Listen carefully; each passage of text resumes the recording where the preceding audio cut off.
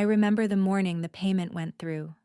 6 months of mortgage, a total of $7,200, left my account with a quiet click. My mom had just lost her job at the clinic, and my dad was still working nights. I thought of the nights I stayed late at the office, the overtime, the skipped lunches, and how each dollar felt like a brick I laid for them. It was my way of keeping the house standing, of making sure they could breathe without the fear of a bank letter in the mailbox. I didn't tell my brother because I wanted it to be a small act of dignity, not a story passed around. In those first weeks, I felt a calm glow every time I drove past their street. The porch light seemed warmer, the blinds open a little longer. My mom would text me about soup and the weather, but never asked how I managed. My dad left voicemails about saving coupons and how grateful he felt. I didn't need thanks. I only wanted them to stop feeling like life was closing in on them. I told myself this was what adults did. They stepped in. They made sure the floor didn't give way for the people who raised them. Then a small edge of unease crept in. A routine credit check at work flagged my score down by almost 80 points. At first, I thought it was a mistake from an old card. But the report showed a new mortgage account attached to my name. The amount was larger than anything I had agreed to. The dates lined up with the week I sent the last payment. I stared at the screen in my car before going into the office. The glow from helping them faded into a cold, heavy question sitting in my chest, and I couldn't make sense of how it got there. The mortgage account sat there on my credit report like a stranger who knew my name. I called the bank during my lunch break, expecting a clerical error. The woman on the phone read off the file like it was routine. A refinance was completed 6 weeks ago. The property address matched my parents' house. My name was listed as a co-borrower. There was a signed power of attorney, notarized, giving my mother full authorization. I asked for a copy. My fingers went cold just hearing the words. When the documents arrived, I stared at the signature. It looked close enough to mine if you squinted, but it wasn't mine. The curves were wrong. The loops were too wide. The notary stamp was real. It was dated the same week I had flown to Chicago for work. I pulled up my calendar, my receipts, and my boarding pass. I hadn't even been in Texas that week. Still, someone had used my name to secure a loan for $180,000. The transaction history showed a wire transfer of $70,000 sent to a joint account under my parents' names and my brother's. I logged into the shared banking app I'd used when we helped cover Dad's surgery. The account still showed up. The memo line said, Seed Capital. My stomach turned. My brother had talked for months about starting a dropshipping store. Said all he needed was a little push. He never said the push would come from forged documents and my credit profile. When I confronted my mom, she didn't flinch. She poured tea, smiled like it was a misunderstanding, and said it was all for the family. She said I was the stable one who always landed on my feet. That this was just temporary, she said. This is how families survive hard times. We help each other. We trust each other. The language sounded familiar, but something in me recoiled. I heard her say family, and I started hearing obligation.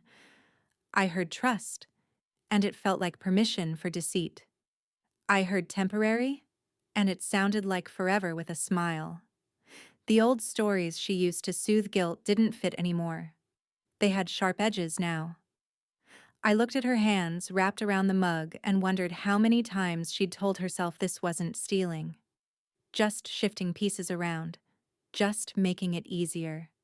Just using what was already hers in spirit. But my name was on that paper. And no one had asked. It wasn't the first time they used my money without asking. It was just the first time they used my name. I used to think of all the ways I had stepped in quietly. When my brother failed out of college, I covered his last semester to avoid a mark on his record. My mom said he was fragile and just needed one more shot. That shot cost me $6,000. I told myself it was worth it if it helped him stand on his own. 2 years later, he dropped out again. When my mom fell behind on rent after moving out for a while, I paid her landlord directly. I didn't want her to lose the apartment. That bill ran for 8 months, $1,000 each. Every time I asked if she had a plan, she'd say she was applying for jobs. When I mentioned how tight it was getting, she reminded me how many nights she'd skip dinner so I could eat. The guilt always came wrapped in love, like a soft rope I didn't notice tightening. I watched my savings bleed out. From 42,000 to under 10 in just 3 years. No vacations, no big purchases. Just withdrawals marked family support and short-term help. I never added them up until that week with the mortgage. I sat at my desk and did the math. The numbers hit harder than the betrayal. They were proof of how long I had been asleep. The new mortgage made it real. The lender said my debt-to-income ratio was now too high to qualify for the loan on my own place. The condo I'd been looking at in East Austin was off the table. That was the moment something snapped. Not in anger, in clarity. I realized I wasn't the helper anymore. I was the plan. I had been raised to see duty as love and silence as proof I could be trusted. But silence was just the space where everyone else got louder. Their wants became needs. Their emergencies became my budget. I was supposed to be proud of holding it all together. But what I felt was hollow. I had been loyal to a story that no longer served me, and the story had never been mine. I didn't yell. I didn't throw anything. I made an appointment with a lawyer the day after the condo deal fell through. I brought every statement, every text, every screenshot I could find. She nodded slowly as I explained. Then she asked if I wanted revenge. I said no. I wanted records. I wanted clarity. I wanted to stop funding chaos with loyalty. We drafted a formal demand letter. It outlined the amount taken, the forged documents, and the legal violations involved. The letter was clear. Pay back the money or face civil action. Revoke the false power of attorney. Remove me from the loan. Stop using my name. The envelope sat in my bag during Sunday dinner. I waited until the plates were cleared. I asked them all to sit. My mother reached for her wine. My father glanced at the TV. My brother rolled his eyes before I'd even said a word. I laid out the documents on the table. I spoke plainly, slowly. I said my name had been used on a refinance I didn't authorize. I showed the flight records proving I wasn't in town the day it was signed. I showed the bank statement tracing the funds to their joint account. I said this was fraud, not a family strategy. My mother blinked fast and said I was being dramatic. She said I had always been sensitive. My father said we could figure this out privately. My brother asked if I was really going to tear the family apart over a loan. I didn't flinch. I said this wasn't about drama. It was about documents. It was about theft. I said I had already filed a notice with the bank and a complaint with the notary board. I wasn't asking for permission to take action. I was extending a final option to settle. My mother teared up and said she didn't raise me to be cruel. I told her I wasn't being cruel. I was being precise. I said silence had cost me too much. I would not be quiet to keep others comfortable. My brother scoffed and said I was blowing things out of proportion. I pushed the letter across the table. I told them that sacrifice is a choice. But when it's taken without consent, it's not a sacrifice. It's self-destruction. I had finally chosen to stop being the one who quietly absorbs the damage. I would not carry what wasn't mine anymore. They had 3 days to respond. After that, the paperwork would take its course. They didn't respond in time. The deadline passed without a call, without a message. I filed the civil case 2 days later. My attorney handled most of the paperwork, but I showed up for every meeting. I wanted to be present. I wanted to hear every word said in my name, this time with my consent. The court ruled in my favor, My mother was ordered to repay $52,000 and revoke the fraudulent power of attorney. My name was officially removed from the mortgage.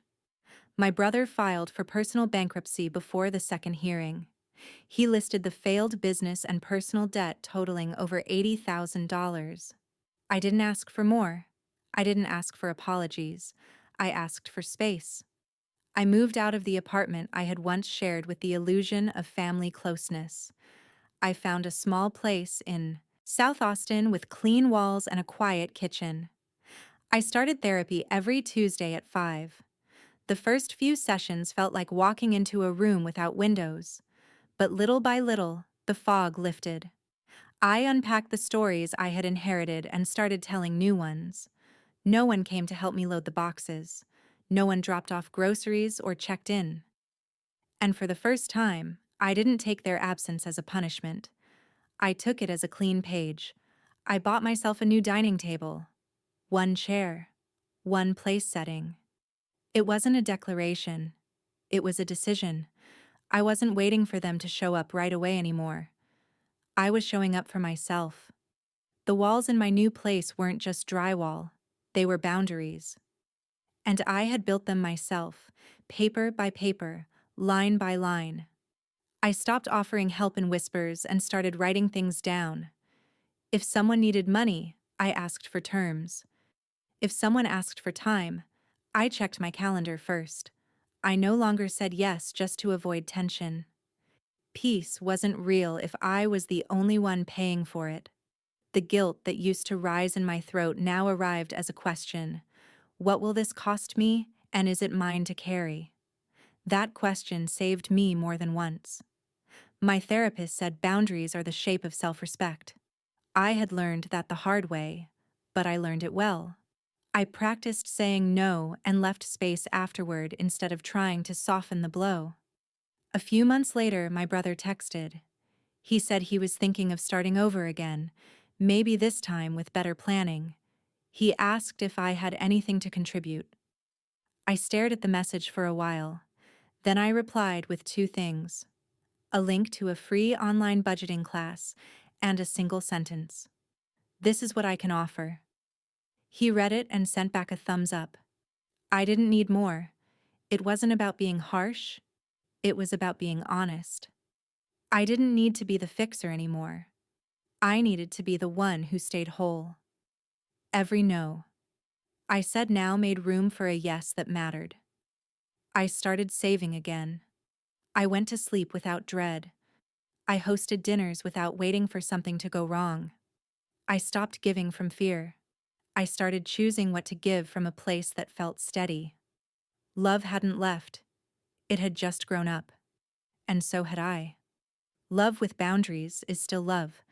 Sometimes it's the only kind that lasts. Guilt might feel familiar, but it's not a solid foundation for loyalty. I didn't destroy my family. I just stopped letting them destroy me.